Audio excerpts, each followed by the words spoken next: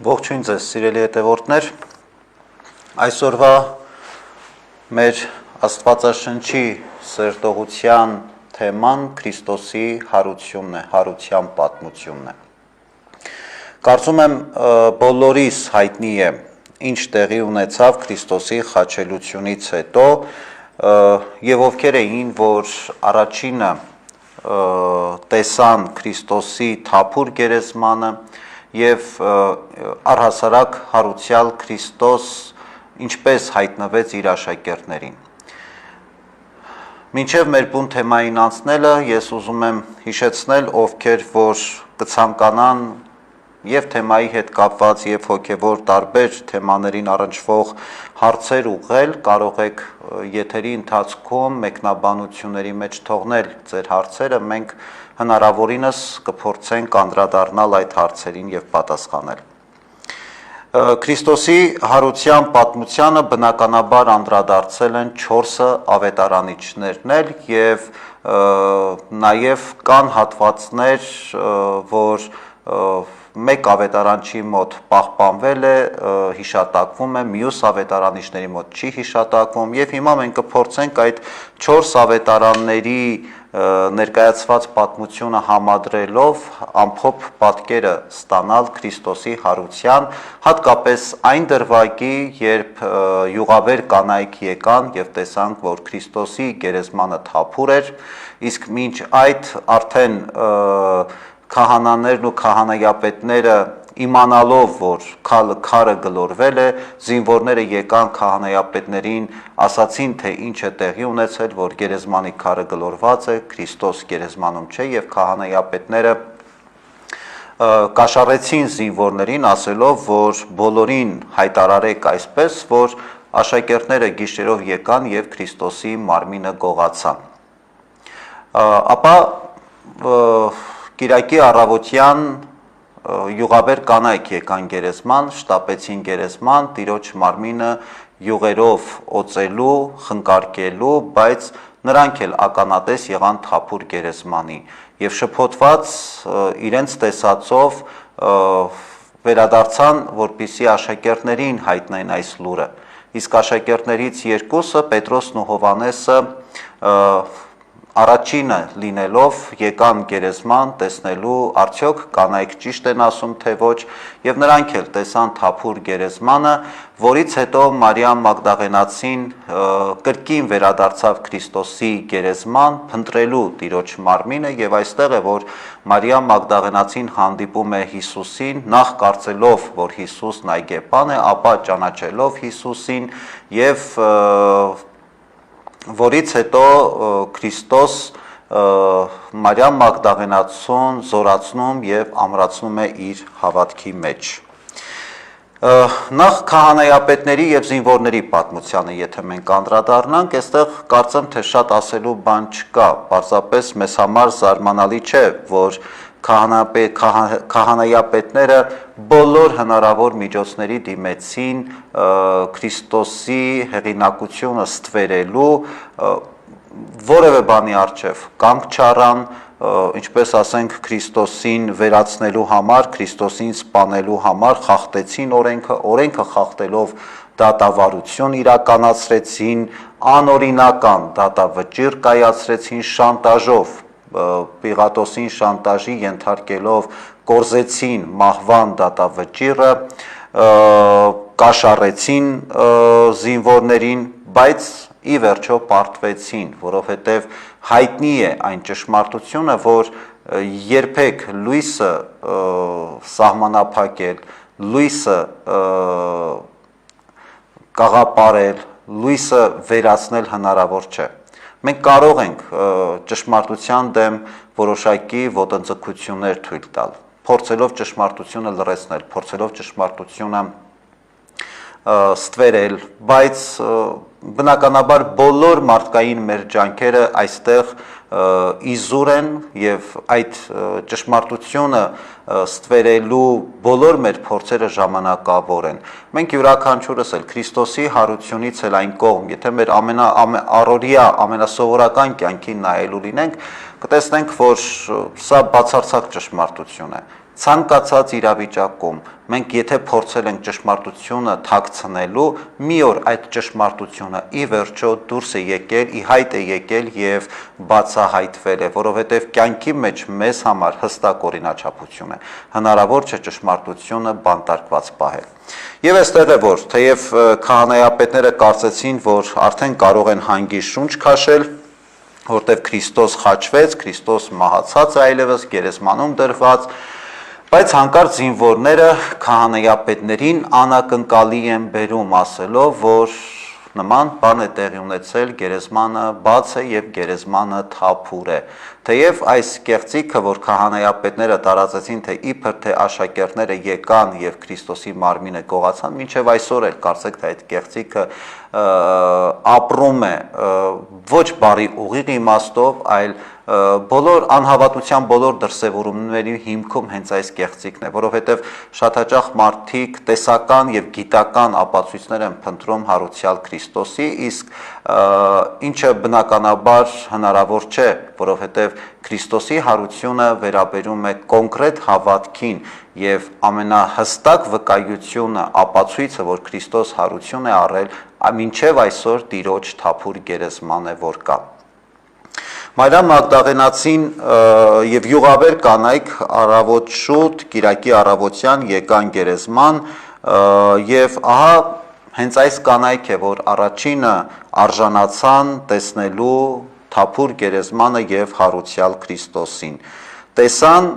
բնականաբար ուրախացան, հոգևոր ուրախությամբ լցվեցին, ամրացան իրենց հավատքի մեջ, բայց հոգևոր կյանքում շատ հստակ օրինաչափություն է, եթե մենք որևէ կերպ տեսնում ենք աստվածային ճշմարտություն, մխիթարվում ենք այդ ճշմարտությամբ, ոգևորվում ենք այդ ճշմարտությամբ, ուրեմն դա պետք է կիսել դիմացինի հետ։ Եվ բնականաբար կանայք առաջինը, որ կարող էին իրենց այս ուրախությունը կիսել, դա Քրիստոսի առաքյալներն են, ում եւ նրանք պատմեցին։ Որովհետեւ Քրիստոս մենք գիտենք, որ Աստված սեր է։ Եվ այստեղ էլ Քրիստոսի երկրային կյանքի տարիների ամբողջ ընթացքը մեզ պատմում է հենց այդ սիրո մասին, ոչ միայն Աստծո սիրո մասին դեպի մարդը, որը շատ կարևոր է եւ կարծեք թե ամենակարևոր բացահայտումն է նոր կտակարանի ավետարանի Քրիստոսի երկրային կյանքի, բայց նաեւ այստեղ բացահայտվում է մարդկային սերը, մեկը մեկս մյուսի նկատմամբ ունեցած սերը։ Եվ սա շատ կարևոր է, որովհետեւ մեր գործը պարզապես միայն Հիսուսին սիրելը չէ։ Մեր գործը Հիսուսին սիրելն այնպես, որ դիմացինը նաև այդ սիրո մեջ տեսնի հարուցյալ Քրիստոսին։ Այդ սերը լինի կենթանի վկայություն ու քարոզը հարուցյալ Քրիստոսի։ Այսինքն մեր սերը Քրիստոսի նկատմամբ պիտի նաև օգնի դիմացինին, որպեսզի նա էլ իբրև վկայություն մեր հավատքի տեսնի հարուցյալ Քրիստոսին եւ անդրադառնա իր հոգեվոր կյանքին։ Եվ նույն բանը, ինչը եւ արեցի յուղաբեր կանայք, Հիսուս եւ յուղաբեր կանանց այս օրինակը եւ այն, որ եկան Քրիստոսի գերեզմանը, տեսան Տիրոջ գերեզմանը թափուր է եւ նրանք առաջինն էին, որ տեսան թափուր գերեզմանը, որովհետև սիրում էին Քրիստոսին եւ դրա համար իրենք արժանացան այս շնորհին եւ այս պատվին, բայց յուղաբեր կանանց այս օրինակը սերը Քրիստոսի հանդեպ, նրանց սերը Քրիստոսի հանդեպ վկայում է առաջին ու ամենակարևոր իրողությունը, որ Քրիստոս ապրում է եւ գործում է հավիտյան։ Հարուցյալ Քրիստոս մեզ հենց սա է սովորեցնում, բայց Քրիստոսի հավիտենական ներկայությունը մեր կյանքում տեսնելու ամենակարևոր պայմանը սերն է։ Այն սերն է, որ ունեին յուղաբեր կանայք։ Եվ հիշողություն չէ, Հիսուս պատմական հերոս չէ, Հիսուս ներկայում ապրող մեր Տերն ու Փրկիչն է։ Եվ սա մյուս կարևոր պնդումն ու ճշմարտություն է, որ բացահայտվեց Քրիստոսի հարության պատմության մեջ։ Եվ մենք այսօր Քրիստոսի մասին չէ, որ պիտի խոսենք, մենք Քրիստոսի հետ պիտի հանդիպենք։ Յուղաբեր կանայք, Տիրոջ աշակերտները հենց այս հանդիպումն էին փնտրում, որովհետև սիրում էին Տիրոջը։ Հիսուսի մասին ոչ թե պետք է լսել, խոսել կամ իմանալ, այլ պետք է հենց Հիսուսի հետ ապրել։ Հարուցյալ Քրիստոս մեզ այս հնարավորությունը տվեց։ Այն որ գերեզմանը դատարկ էր եւ Քրիստոսի աշակերտները յուղաբեր կանանցից լսեցին, որ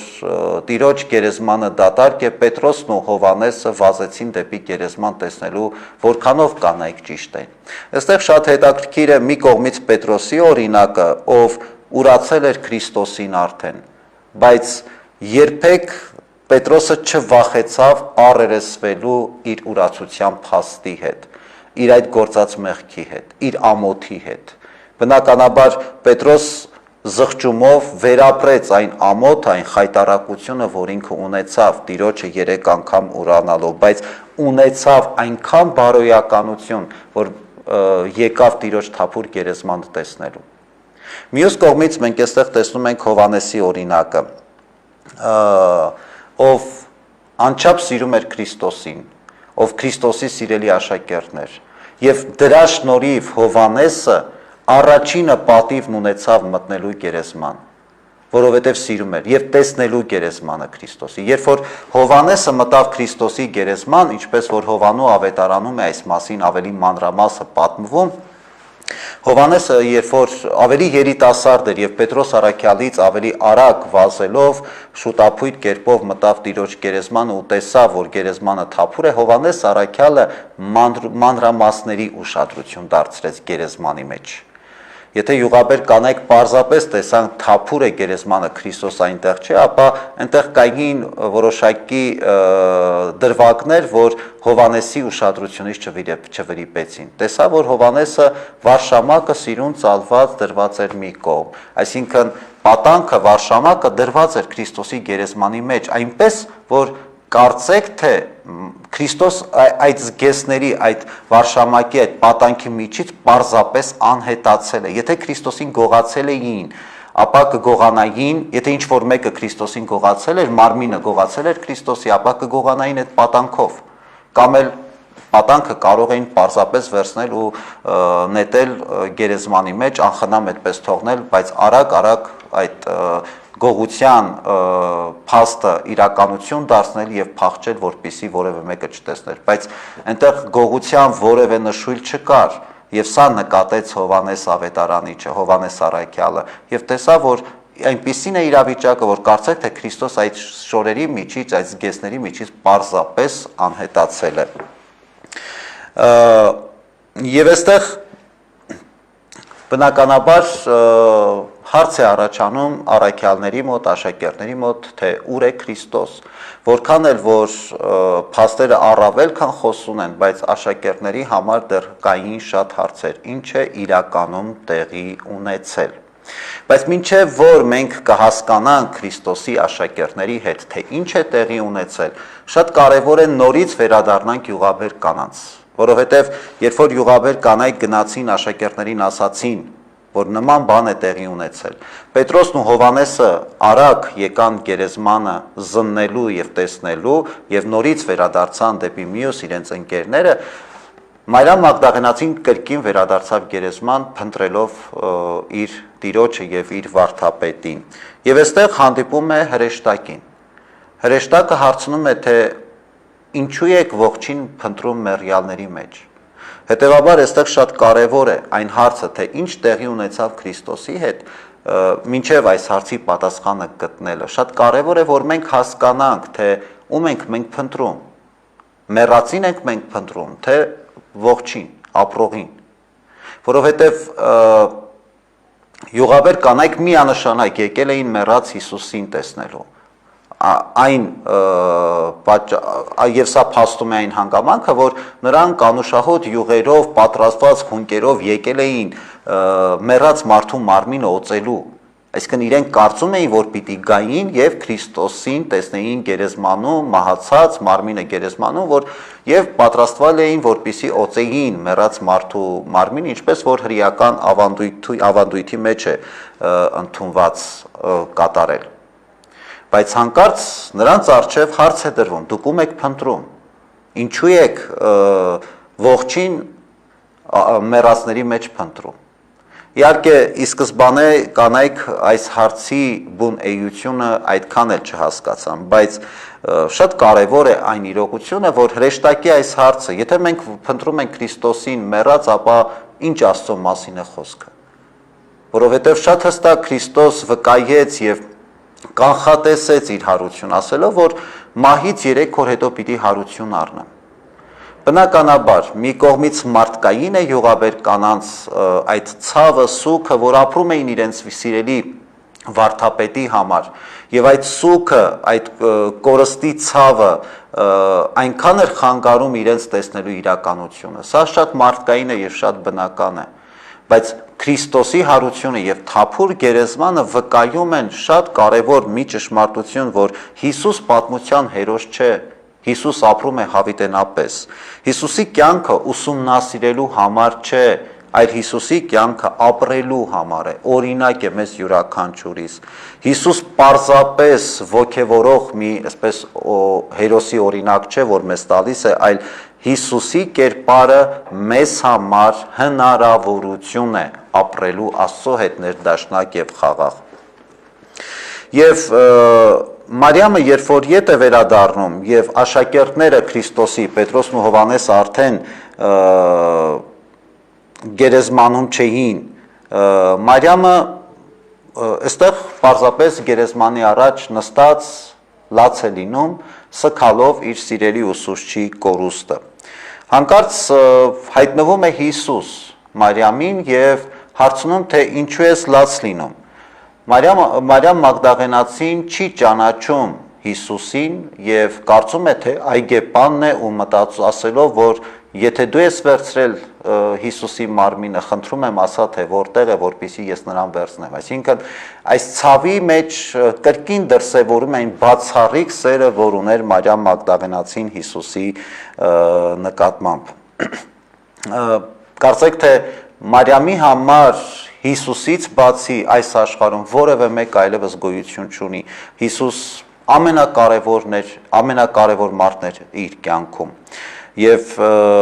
Հիսուսի կանչից հետո նորից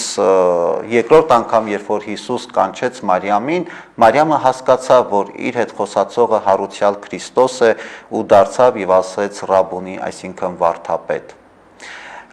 Թե ինչու Մարիամը չճանաչեց, տարբեր միստիկ մեկնաբանություններ է, որ կարող ենք լսել, բայց շատ պարզ իրողություն կա, շատ պարզ պատճառ կա, թե ինչու Մարիամ Մագդաղենացին սկզբում չճանաչեց Հիսուսին, ոչ թե որ Հիսուսի դիմագծերն էին փոխված հարուցյալ մարմնով, Հիսուս առհասարակ կերպարանափոխվել էր, բնավ ոչ, պարզապես Մարիամ Մագդաղենացուն իր արցունքները, որ լաց էր լինում, արցունքները կարծեք, թե թույլ չտվեցին հասկանալու, որ ինքը խոսում է վարդապետի հետ, մանավանդ, որ այդ պահի նրա մտքով անգամ կարող էր եւ չանցնել, որ ինքը կարող է խոսել Հիսուսի հետ։ Եվ երկրորդ, որովհետեւ Մարիամ Մագդաղենացու հայացքը բոլորովին այլ տեղ էր, դեպի թափուր գերեզմանը, բայց Քրիստոս կամ այգեպանը, որ թվում էր, թե Մարիամ Մագդաղենացուն այգեպանի հետ է խոսում, իր մեջքի հետևում էր կանգնած։ Այսինքն զուտ այս պատճառով, այն որ այդ ցավը արցունքները խանգարում էին ավելի հստակ տեսնելու, թե ում հետ է ինքը խոսում եւ նաեւ Մարիամ Մագդաղենացու հայացքն էր բոլորովին այլ կողմ։ Եվ երբ որ Մարիամ Մագդաղենացին տեսնում է Քրիստոսին, բնականաբար արդեն ոգևորվում է, մխիթարվում, եւ նույն այս օրինակը շատ կարեւոր է, որ մեր կյանքում մենք փորձենք վերարժևորել եւ վերաիմաստավորել, քանի որ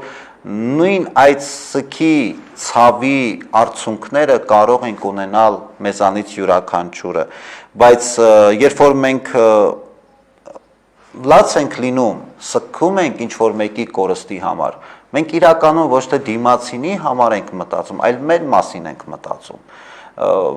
այն որ մենք մնացինք մենակ, առանց մեր սիրելիի, եւ բնականաբար այստեղ կա նաեւ էգոիզմի դրսեւորում, բայց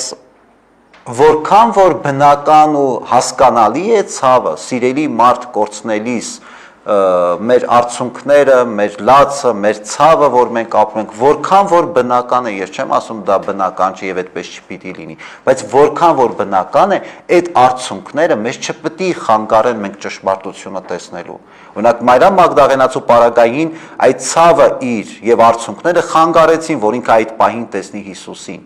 Եվ նույն օրինակը կրկնվում է յուրաքանչյուրիս կյանքում։ Մեր ցավը, մեր ունեցած ցավը, պարտադիր չի այստեղ խոսքը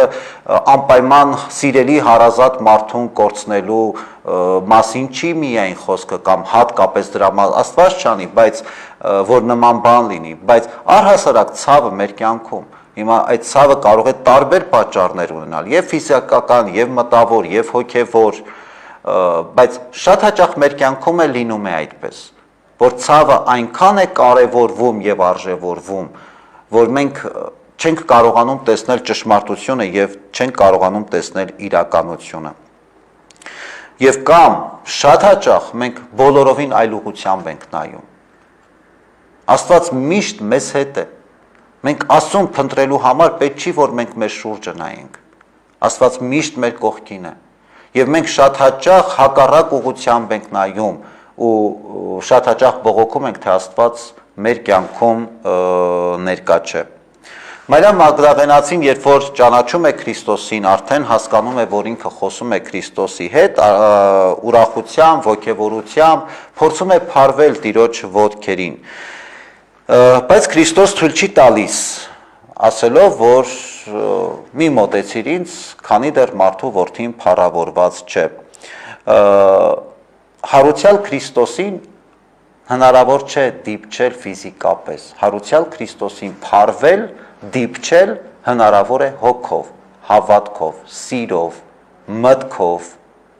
Մարիամ Մագդաղենացու այդ ժեստը փարվելու Քրիստոսի ոտքերին մի տեսակ ուներ այսպիսի իմաստ, որ ուզում էր ամուր գրկեր եւ պահեր Հիսուսին իր կողքին, երկրի վրա։ Քրիստոսը սրա համար է որ արգելեց, ոչ թե որ Մարիամ Մագդաղենացին արժանի չէր Հիսուսին դիպչելու, այլ որովհետև Քրիստոս ուզեց դրանով ասել, որ մի փորձիր ինձ պահել երկրի վրա, որովհետև Քրիստոսի առաքելությունը բոլորովին այլ էր։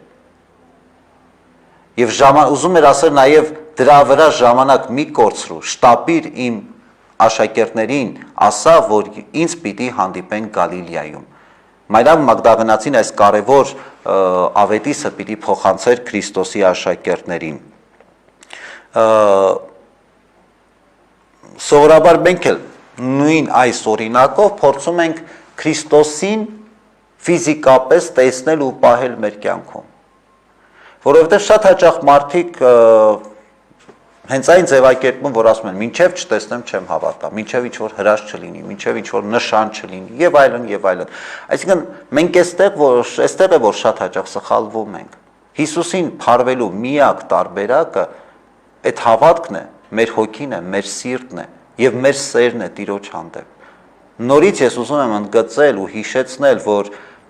սերը Հովհաննես առաքյալին արժանացրեց, որ առաջինը տեսավ Քրիստոսի թափուր գերեզմանը եւ հասկացավ, որ Քրիստոս հարություն է առել։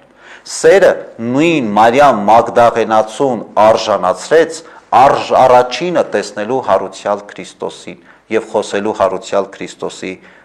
հետ։ Սովորաբար Քրիստոսի հարության ամբողջ պատմության մեջ մենք միշտ փորձում ենք ավելի իրավամբ փորձում ենք ավելի շեշտադրել ու կարևորել Տիրոջ փառքը, Աստծո մեծությունը, Աստծո սերը, Աստծո ողորմածությունը, որ այս ամեն ինչը իրականում մեր փրկության ամենակարևոր պայմանն ու գրավական է։ Այո, դա այդպես է։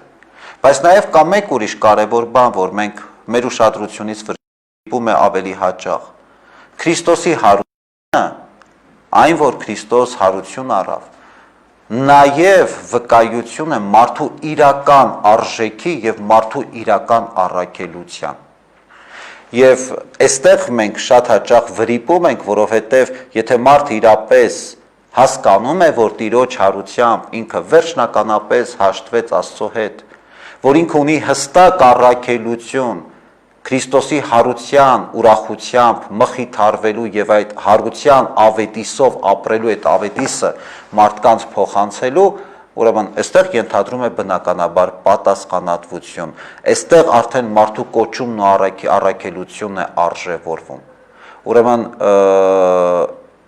մարդ եւ Աստված հաշտությունը մեր կյանքում միայն կարող է դրսևորել գործնականորեն, որովհետեւ եթե մենք գիտակցում ենք Աստծո մեծությունը, եթե մենք գիտակցում ենք Աստծո սերը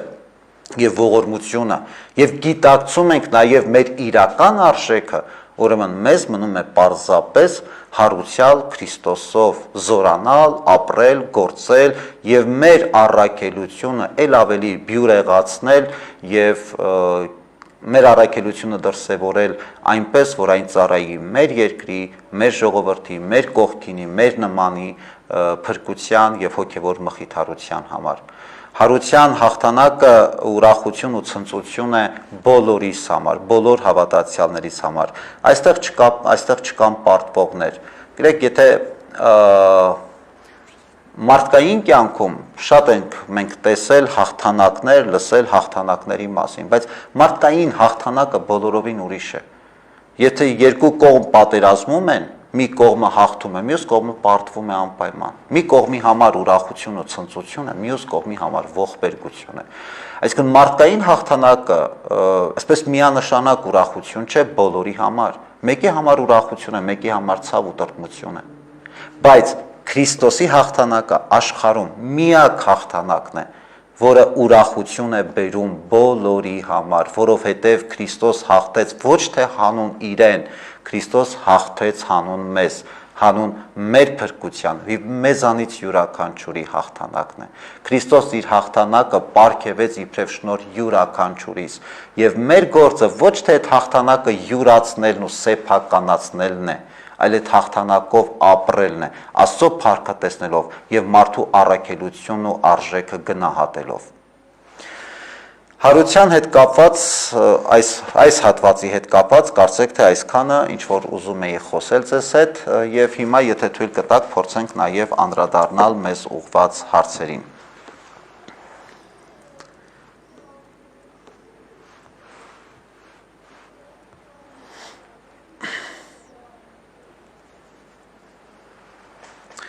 Առաջին հարցը, որ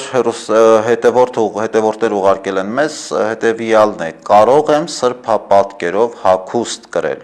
Եթե դա պարզապես շապիկի կամ վերնաշապիկի, կարելի է, կարծեք թե որևէ արգելք չկա, բայց չգիտեմ որքանով դա պատշաճ է, այսպես ասեմ, հա, որևէ հատուկ կանոն կամ հատուկ այսպես արտոնություն չկա։ Այստեղ շատ կարևոր է ինչ հագուստի մասին է խոսքը եւ շատ կարևոր է հասկանալ այդ սրբապատկերը հագուստի որ հատվածում է։ Առհասարակ ես ինքս օրինակ կխուսափեմ որևէ սրբապատկերով հագուստ կրելու, եթե խոսքը առօրյա հագուստի մասին է, որովհետեւ բնականաբար հոգեվոր կյանքում եկեղեցական ծառայության մեջ մենք ունենք հատուկ ծիսական հագուստներ, որտեղ կարող են լինել սրբապատկերներ, բայց առհասարակ առօրյա հագուստի մասին խոսելով ես ինքս օրինակ կխուսափեմ նման հագուստ կրելու։ Ինչ է նշանակում ծայրագույն վարդապետ։ Սա գիտական աստիճան է, ինչպես գիտեք, որ կուսակրոն հոգևորականը ձեռնադրվում է, օծվում է իբրև կուսակրոն քահանա եւ կոչվում է աբեղա, հետո պաշտպանում է վարդապետական թեզ, որը գիտական կոչում է եւ տվչություն է, դառնում է վարդապետ եւ որից հետո նաեւ ծայրագույն վարդապետության, որը այդ եթե պարզ ձևակերպելու լինենք, այդ հոգևոր այդ գիտական աստիճանից մեկ քայլ ավելի բարձր է, ծայրագույն վարդապետության թեզն է գրում եւ պաշտպանում է ծայրագույն վարդապետությունը։ Վերնաշապիկ եմ նվեր ստացել, մեջքին խաչքա, կարող եմ այն կրել։ Այո, կարող եք, որևէ այսպես անպատեհություն կարծեք թե չկա։ մեր եկեղեցական կյանքում, համայնքային կյանքում մեր երիտասարդաց միություններն էլ ունեն շապիկներ, հատուկ այսպես պատրաստված լոգոներով կամ խաչերով, այնպես որ որևէ անպատեություն այստեղ չկա։ Այսօր շատ-շատերը ավետարանը մեկնում են, դա լավ է թե վատ։ Եթե ճիշտ են մեկնում, բնականաբար լավ է, եթե սխալ են մեկնում, բնականաբար վատ է, բայց այստեղ շատ-շատեր ասելով, այստեղ շատ կարևոր է հասկանալ ովքեր են այդ շատ-շատերը, որովհետև արգելված չէ, որ որևէ մարդ, որևէ աշխարհիկ մարդ մեկնի ավետարանը, բայց նաև կարևոր է հասկանալ, թե այդ մարդը որքանով տեղյակ է, որքանով գիտի, որքանով ունի այդ պատասխանատվություն ավետարանը մեկնելու, որովհետև այստեղ ուղղակի ավետարանը մեկնել բացատրելը չէ, սա շատ կարևոր է, որ քո մեկնության եւ այդ մեկնության ընթացքում արտահայտած մտքերը, որոնք կարող են դիմացինի համար ընդունվել իբրև ճշմարտություններ, դրանց համար հանդեպ պետք է ունենալ պատասխանատվություն բնականաբար։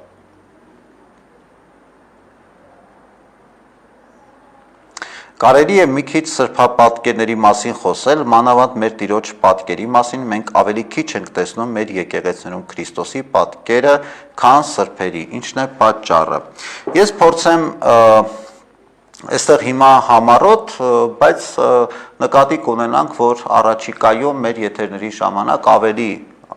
ընդհանուր եւ մանրամասն այս թեմային կանդրադառնանք,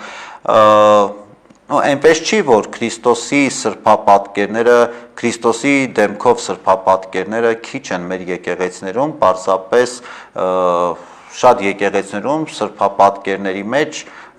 առաքյալների պատկերներն են, ոտընլվան, վերջին ընթրիքը, որ բոլոր այդ խաչելությունը բոլոր այդ տեղերում կան նաև Քրիստոսի, կա նաև Քրիստոսի պատկերը, այնպես չի, որ միանշանակ սրբերի պատկերները շատ են, Քրիստոսինը քիչ, պարզապես պետք է նկատի ունենալ, որ Քրիստոս միակն է եւ եկեղեցիներում չի կարող բոլոր տեղերում միայն Քրիստոսի սրբապատկերը լինի, լինում են նաև ավետարանական պատմություններ ներկայացնող տարբեր սրբապատկեր կամ տվյալ եկեղեցու, ասենք որևէ եկեղեցի, որ որևէ սրբի անով է, այդ սրբի առնչվող սրբապատկերներ, այդպես հատուկ կանոն, որպես այդպիսին գոյություն չունի, որ Քրիստոսի սրբապատկերներ պետք է քիչ լինեն, սրբերինը շատ, պարզապես այստեղ ըստ նպատակահարմարության եւ նաեւ կախված թե այդ եկեղեցին ինչ անուն է կրում։ Եթե Հուդան զղջար իր մատնության համար, արդյոք Հիսուս կներեր, միանշանակ կներեր, միանշանակ, որովհետև մինչև Հուդայի դավաճանությունը Հիսուս քանի անգամ շատ ուղիղ ակնարկով Հուդային հասկացրեց, որ ես գիտեմ դու ինչ ես ուզում անես, եւ փորձեց Հուդային ամեն գնով հետ պահել իր այդ քայլից։ Այնպես որ Քրիստոս միշտ պատրաստ էր եւ կարող էր Հուդայիները, եթե Հուդան իրապես զղջար։ Ինչ կասեք կաբալիստների մասին։ Կաբալիստները դրանք հրեական աղանդ են, գնոստիկական, որոնք որ ըստ էության ընդունում են կամ ճանաչում են չարի եւ բարու գոյությունը զուգահեռաբար, այսինքն նաեւ ինչ որ առումով կա զրադաշտականության հետ աղերս, իսկ սրանք պարզապես կաբալիստներն ընդամենը հրեական աղանդ են եւ բավականին վտանգավոր հոգեվոր փրկության առումով բավականին վտանգավոր ուսուցումներ ունեն, որոնց ընդհանրապես պետք չէ հետևել եւ առհասարակ ուշադրություն դարձնել կամ որքան էլ այսպես իմաստուն մտքեր կամ հրատարակություններ կարող ենք տեսնել կամ մեր ձեռքով անցնի, բայց եթե կաբալիստներին է պետք է զգուշանալ, որովհետև նորից եմ ընդգծում շատ կարևոր է այն հանգամանքը, որ եթե մի կրոնական ուղղություն կամ փիլիսոփայական ուղղություն, որի հիմքում ընկած է գնոստիցիզմը, որի հիմքում կա նաև չարի գոյության, այսինքն չարը նույնքան աստված է, որքան բարին, այս տեսակ գաղափարներին հետևել եւ հարել այս տեսակ գաղափարներին շատ վտանգավոր հետևանքներ հոգեվոր իմաստով կարող է ունենալ, իսկ կաբալիստներից առհասարակ կաբալիստներին առնչվող ամենատարածված երևույթը այսօր մեր հասարակության մեջ այն կարմիր թելերն են, որ շատ հաճախ այսօր կարող եք տեսնել մարդկանց ձեռքին եւ շատերը ասում են, որ իբր թե սա իբր թե չէ, շատ հաճախ բնականաբար Երուսաղեմից են բերում, բայց մարդիկ չեն հասկանում, որ եթե Երուսաղեմից է, անպայման չէ, որ դա քրիստոնեական է, այսինքն Երուսաղեմում միայն քրիստոնեությունը չէ, այնտեղ եւ մուսուլմանության կենտրոնն է, եւ հրեական հուդայականության կենտրոնն է, այսինքն եթե Երուսաղեմ է, ուրեմն չի նշանակում, որ անպայման պետք է լինի քրիստոնեական, եւ այդ կարմիր թելն էլ կաբալիստների թելն է, այս հրեական այս աղանդի, որը միանշանակ չի կարելի օգտագործել, թեև մեզանում այսօր դա ցավոք սրտի դարձել է մոդա, շատ երիտասարդներ հատկապես կապում են, ինչ որ նպատակներ են կապում դրա հետ, երազանքներ, որ պիտի, բայց սա նույն բանը, ինչը աչքի ուլունքը, այսօր մեր հասարակության մեջ, փուշը, նալը կամ այսինքն նույն սնոտիապաշտական դրսևորումն է։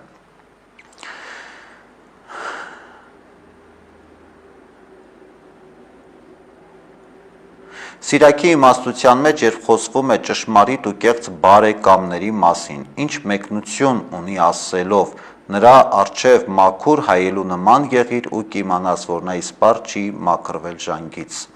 Այստեղ բնականաբար պետք է մի քիչ ավելի կոնտեքստի մեջ ամբողջական տեսնել, այստեղ բայց շատ պարզ է այն ինչի մասին ուզում է ասել գրքի հեղինակը, որ մարդկային բարեկամության եւ ընկերային հարաբերության մեջ, բարեկամական հարաբերության մեջ շատ ավելի կարևոր է անկեղծ եւ ազնիվ վերաբերմունքը մեկը մյուսի նկատմամբ, այսինքն մաքուր հայելին ասելով նկատում է այդ անկեղծությունն ու այդ այն ճշմարիտ կեցվածքը, որ մենք կարող ենք ունենալ դիմացինի նկատմամբ եւ երբեմն մեր անկեղծ ու ազնիվ վերաբերմունքը դիմացինի հետ կարող է նաեւ բացահայտել դիմացինի, այսպես ճակերտավոր ժանգը կամ չարությունը, որը կարող է ունենալ եւ կարող է չունենալ։ Հիսուս Քրիստոսի սուրբ եւ ճշմարիտ առաքելական բժշկարար եկեղեցի, այսպիսի հավատքի մասին ինչ կասեք։ Անկեղծ ասած, ես նման եկեղեցի չեմ ճանաչում, սա միանշանակ աղանդ է եւ պետք է միանշանակ զգուշ լինել։ Մեզ երբ են խաչապաշտ ասել։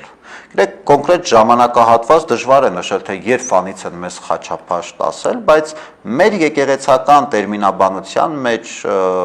եկեղեցական կյանքում առհասարակ մի տեսակ այդ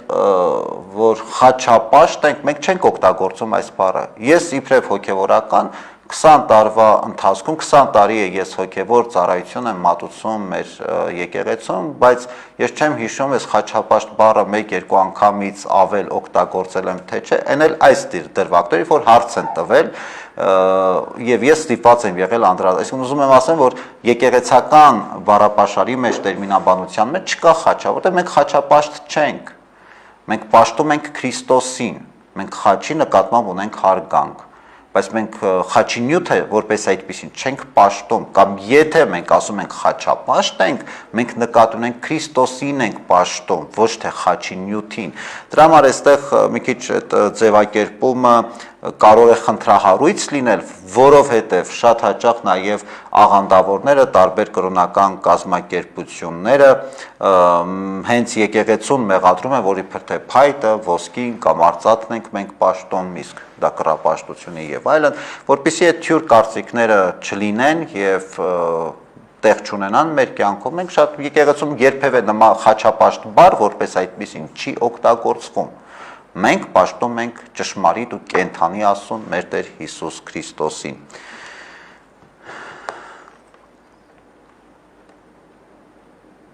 Ինչպես դիմանանք այս ցավերին։